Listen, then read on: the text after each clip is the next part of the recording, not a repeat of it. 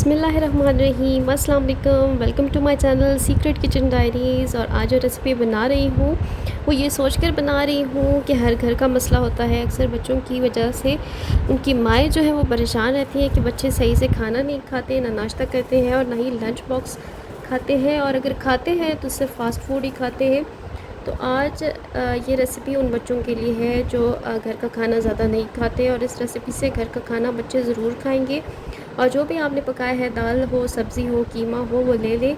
और मैंने यहाँ आलू गोभी का सालन ले लिया है और इसे फ़ोर्क से अच्छी तरह से यहाँ पे मैं मैश कर लूँगी। और यहाँ पे मैंने इसको देखिए कि अच्छी तरह से मैश कर लिया है। और उसके बाद इसमें शामिल कर रही हूँ एक अंडा, और अंडे के बाद इसमें शामिल करूँगी व्हीट फ्लोर जो कि गंदम का आटा है, थोड़ा सा इसमें शामिल करूँगी। तकरीबन यहाँ पे व्हीट फ्लोर मैंने 4 चम्मच शामिल किया है। थोड़ा सा नमक शामिल करूँगी और थोड़ी सी कुटी लाल मिर्च, कुटी काली मिर्च थोड़ी सी, और बारीक कुटा हुआ हरा धनिया डालूँगी। और आधा कप इसमें मैं यहाँ पे शामिल करूँगी दूध, और इसके बाद अच्छी तरह से मिक्स कर लूँगी।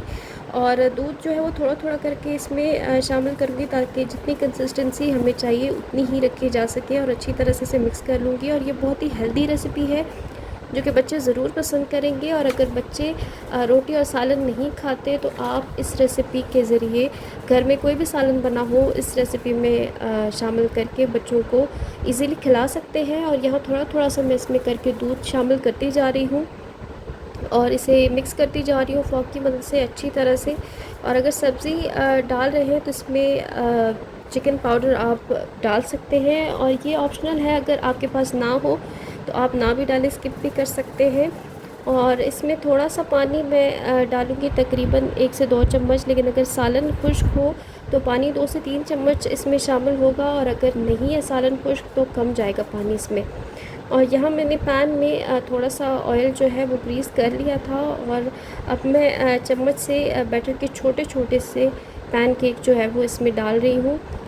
और इन्हें अच्छी तरह से दोनों तरफ से अच्छा सा गोल्डन कलर आने पर मैंने पका लेना है। और साथ साथ चम्मच के ज़रिए जितने भी पैनकेक हो सके वो मैं इस पैन में डालती जाऊंगी। और पैन को बिल्कुल भी मैं ओवर क्राउडेड नहीं करूंगी, जितने इजीली आ सके उतने ही पैनकेक्स डालूंगी। और जैसे ही अब एक साइड से इनका अच्छा सा कलर आ जाए तो मैं इनकी साइड्स जो है वो चेंज करूंगी ताकि ये दूसरी तरफ से भी अच्छी तरह से गोल्डन कलर में आ जाए। हार्डली 3 से 4 मिनट लगते हैं इनको कुक होने में, और ये छोटे छोटे से हमारे जो पैनकेक्स हैं वो इजीली जो है वो बन के तैयार हो जाते हैं।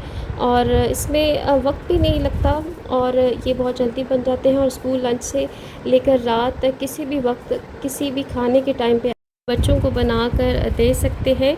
और कलर आने के बाद इन्हें मैंने प्लेट में निकाल लिया है, और देखिए कि ये हमारे तमाम जो पैनकेक्स हैं वो अच्छी तरह से तैयार हो चुके हैं। और देखिए कितने मज़े के हैं ये तैयार हुए हैं।